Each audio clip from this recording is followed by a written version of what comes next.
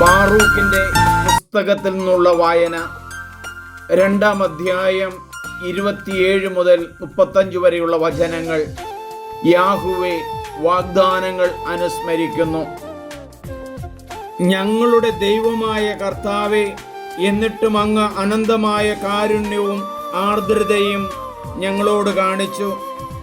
എന്തെന്നാൽ ഇസ്രായേൽ ജനത്തിന്റെ മുൻപിൽ വച്ച് അങ്ങയുടെ നിയമം രേഖപ്പെടുത്താൻ അങ്ങയുടെ ദാസനായ മോശയോട് കൽപ്പിച്ച ദിവസം അവൻ വഴി അങ്ങ് ഇപ്രകാരം അരുളി ചെയ്തു: നിങ്ങൾ എൻ്റെ സ്വരം ശ്രവിക്കുന്നില്ലെങ്കിൽ ഞാൻ ജനതകളുടെ ഇടയിൽ ചിതറിക്കുന്ന അസംഖ്യമായ ഈ ജനതയിൽ ഒരു ചെറിയ ഗണം മാത്രമേ അവശേഷിക്കൂ.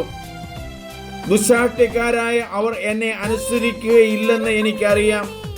എന്നാൽ പ്രവാസകാലത്ത് അവർക്ക് മനപരിവർത്തനം ഉണ്ടാകും. ഞാനാണ് അവരുടെ ദൈവമായ കർത്താവെന്ന് അവർ അറിയും. അനുസരിക്കുന്ന ഹൃദയവും ശ്രവിക്കുന്ന ചെവികളും ഞാൻ അവർക്ക് നൽകും. അടിമത്തത്തിന്റെ നാട്ടിൽ വെച്ച് അവർ എന്നെ പുകഴ്ത്തുകയും എൻ്റെ നാമത്തെ അനുസ്മരിക്കുകയും ചെയ്യും.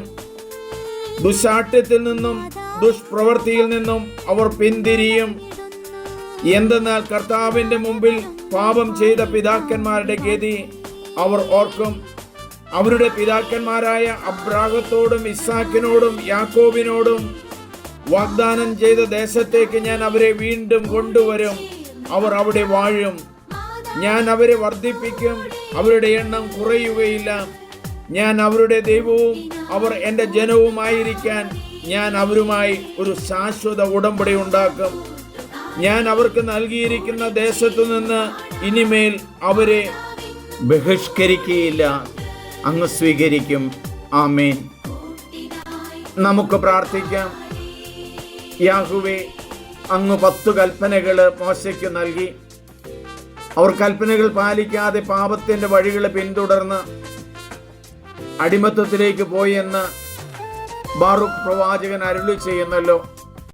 ഞങ്ങളുടെ പാപത്തിന്റെ വഴികൾ ഉപേക്ഷിച്ച് സത്യത്തിന്റെ പാതയിലേക്ക് കടന്നു വരുവാൻ ഞങ്ങളെ ശക്തരാക്കുന്നതിന് നന്ദി പറയുന്നു.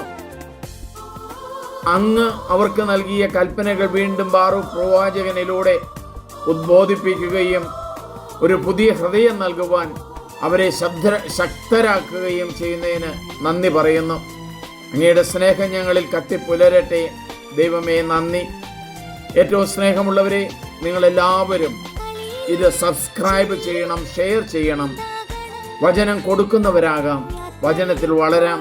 പ്രത്യേകിച്ച് ഈ ഭാഗം 2-ാം അധ്യായം 27-35 നിങ്ങൾ വായിക്കണം. ദൈവത്തിൻ്റെ ആ കാരുണ്യവും സ്നേഹവും അനുഭവിക്കാൻ കഴിയും. എൻ്റെ പേര് സണ്ണി പുൽപ്പറമ്പിൽ. ദൈവമേ നന്ദി, ദൈവമേ ആരാധന.